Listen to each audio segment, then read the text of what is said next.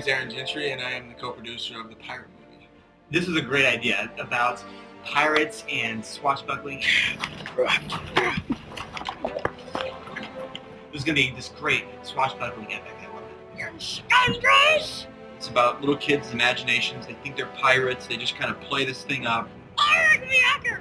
Yeah, just played! I knew that the photographic possibilities were great. Pirates and kids. And kids and pirates. It's like we just see the world through the lens of like a little kid's imagination. And so I became very excited. The possibilities of balloons flying through the air, the balloons against the blue sky, hitting their targets, splash. Arr! The pirate movie. Well, thankfully, Aaron had some great ideas for who he could get to do the crew and cast. I knew we needed one man, and that one man was Mike Rupchuk. We're going to use the take and throw it, and then we're just going to... Chad is someone, see, I'm a fan of Michael Bay, and I wanted a lot of really cool shots, and he understands Bay's photography. He has some really good intuition to where to put the camera. The cast looks great. We got one kid, Andrew, that Aaron's worked with before. Well, I was actually in the basketball movie with him that he did, and he invited me to be in this movie. We got another kid who's from Norway. He was supposed to be like a prodigy actor coming out from Norway. I'm Sebastian Gibson, and I'm 14. We got another kid who's flying out from Louisiana to be part of this. I'm excited that I was going to go to Los Angeles and be in a movie. And then we also got just another LA kid. And then he told me that you lost an actor, and did I want to do it? And right when he said that, I jumped on my mom, like, Mom, please, please, please. It's kind of a big multi-ethnic, multi-geographical cast. Which actually should be good.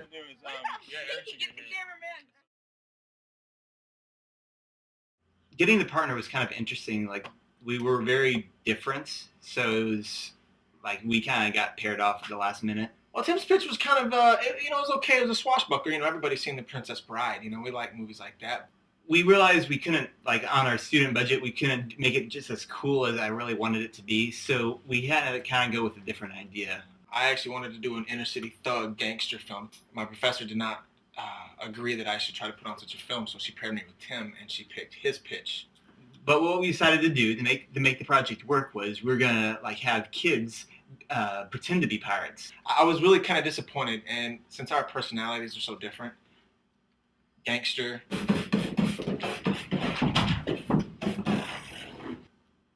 swashbuckling pirate. The good guy goes, for the Queen and the good of the British Empire. I wasn't quite sure if that was going to work, so I had a little concern going in.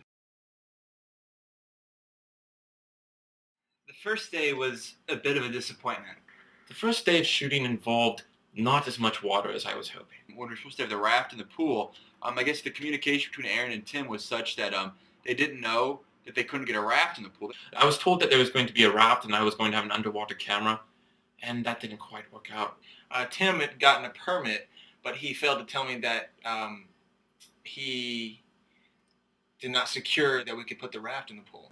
I'm not happy. I'm not happy at all, It didn't Mike. even pop. We can't use that. But there was hope, because there were balloons. Balloons, my friend.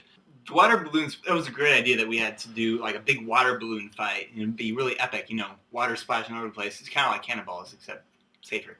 Yes, it was going to be glorious, and there weren't that many balloons. We ran out of water balloons. So there was not as much splash. A good friend of mine, Chris Kresbach, came up to me and she said, okay, the water is what's important, right? And I'm like, correct. And she's like, why don't you shoot it in a bathtub? Yeah, it was... All the boys were in the bathroom together. We were close because it was so small and it was weird. Yeah. If it was a girl, then it would be awesome. The fight scene, we only had 10 minutes to shoot, and so naturally my footage is atrocious. You call that like a fight scene? Like, it was like 3 seconds. I can't believe he directed 3 seconds of a fight scene.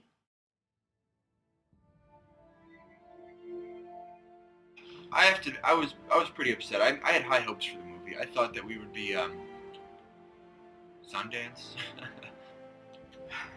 It was a really frustrating feeling. It was kind of a needle to the heart kind of deal. One thing after another went against us. I feel like a failure because, you know, here I am in film school and I can't put together a 7-minute movie about kids.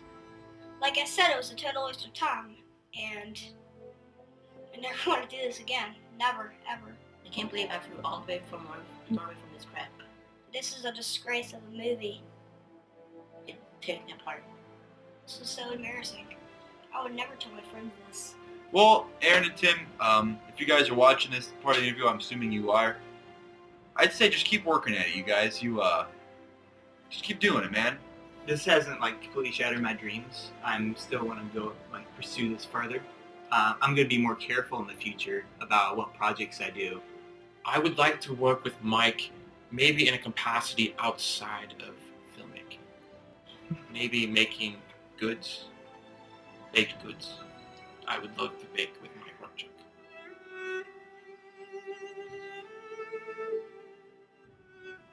I asked my father when I was young if he loved me, and he said, "Son, you're just a cameraman."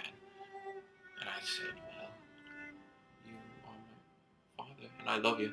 But he never loved me because I'm only a cameraman. And even though we did not finish the film, there was still glory of the splashing and of the water balloons.